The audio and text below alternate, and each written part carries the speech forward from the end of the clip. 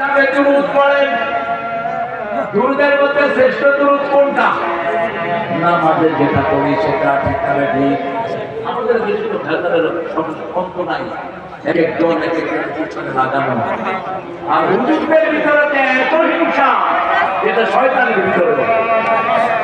এই হুজুর হিংসার ঘাটতি নিয়ে ঘুরে, এরাই হলো ইসলাম বিরোধী, ঐক্য বিরোধী। ঠিক আছে ঠিক?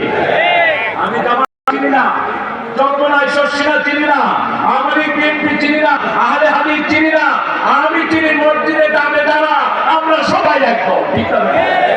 ইসলাম আছে যেখানে আমরা আছি, সেখানে ইসলাম আছে যেখানে আমরা আছি, এই মাঠে আমরা সবাই এক।